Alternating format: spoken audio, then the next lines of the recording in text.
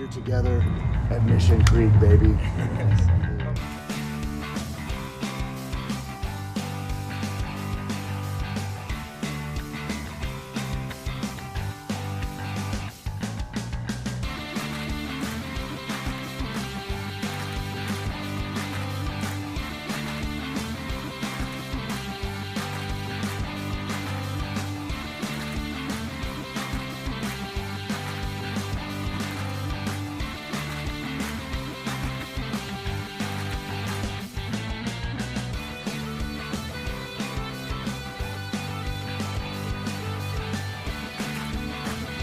Yeah, Mission Creek was founded on the tenets of being a music and a literature festival.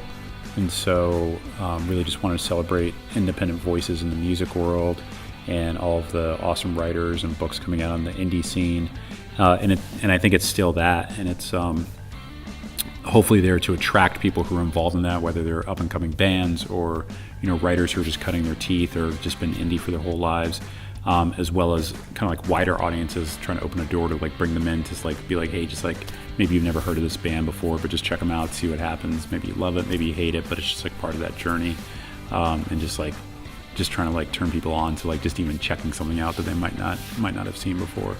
Like one of our goals is that every single kind of person who lives in Iowa City, across like age, like interests, race, ethnicity, just socioeconomic background, like everyone can just find a reason to be in here and have like a really good, amazing time, and that hopefully the time that they have in here just like reinforces their happiness about being here or helps make them happier being here. So I think Mitski will be like a pretty big draw, but she's just been like herself, like really like her own kind of aesthetic qualities. She doesn't like bend to anything. It's just like Mitski's Mitski.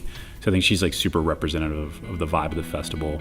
And this band, Good Morning Midnight, is going to be playing with her. That's based out of Iowa City. So it's cool to have like that pairing, like Mitski coming from Brooklyn and then, Good Morning Midnight being from here. So Good Morning Midnight started around 3 or 4 years ago as my solo project. We're performing at the Mitski and Jason show, and I feel excited and nervous about it. The sound, a lot of people describe it, compare it to like 90s bands like Dinosaur Jr. and Yo La Tengo. So one thing that I like about Good Morning Midnight is we can fit in a lot of different contexts. So we've played a lot of like basement house shows, we've played small bars, and then we are about to play the Englert. Yeah, I think we try to do our best to place artists in the right venues so that we can create the best experience for the artist and the audience. And so we just think really deeply about that as we're kind of doing the scheduling and the placement of bands and writers and things like that. And at the same time, I think we also want to surprise people a little bit about what can happen inside of a venue. I think we definitely push people's expectations of the Englert. Sometimes we'll have like really like avant-garde like electronic stuff in the Englert, and people are like, whoa, like I did like that's not what I was expecting when I came in through the doors. And Gabe's, of course, is just like the classic rock and roll club. So we put all sorts of things in there, from rock to rap music to folks doing more electronic stuff.